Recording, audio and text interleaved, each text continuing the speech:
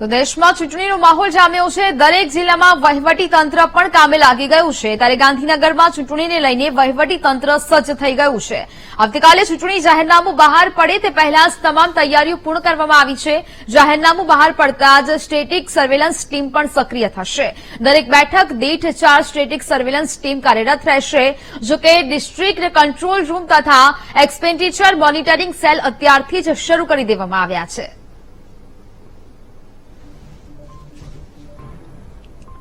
તો જે પ્રકારે હવે હાલ તો આ તમામ જે તૈયારીઓ છે તે કરી દેવામાં આવી છે। દેશમાં ચૂંટણીનો માહોલ જામ્યો છે ત્યારે દરેક જિલ્લામાં વહીવટી તંત્ર પણ કામે લાગી ગયું છે। તમામ અધિકારીઓ છે તે સજ્જ જોવા મળી રહ્યા છે ચૂંટણીને લઈને।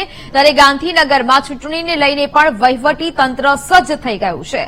આવતીકાલે જ્યારે ચૂંટણી જાહેરનામું બહાર પડે તે પહેલા જ તમામ તૈયારીઓ છે તે અધિકારીઓ દ્વારા પૂર્ણ કરી લેવામાં આવી છે।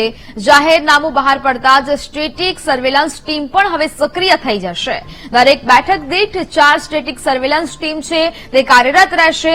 જો કે ડિસ્ટ્રિક્ટ કંટ્રોલ રૂમ તથા એક્સપેન્ડિચર મોનિટરિંગ સેલ પણ અત્યારથી જ શરૂ કરી દેવામાં આવ્યા છે। આ તમામ તૈયારીઓ છે અધિકારીઓ દ્વારા કરી દેવામાં આવી છે। નોટિફિકેશન જાહેર થાય તે પહેલા જ તમામ તૈયારીઓ થઈ ગઈ છે। ચૂંટણીનો માહોલ જ્યારે સમગ્ર દેશમાં જામ્યો છે, લોકસભાની ચૂંટણીને લઈને તમામ રાજકીય પક્ષો પણ તેની જે તૈયારીઓ છે તે કરી રહ્યા છે। ત્યારે હવે જાહેરનામું બહાર પડ્યા પહેલા જ વહીવટી તંત્ર પણ કામે લાગી ગયું છે। જિલ્લામાં વહીવટી તંત્ર પણ સજ્જ બની ગયું છે।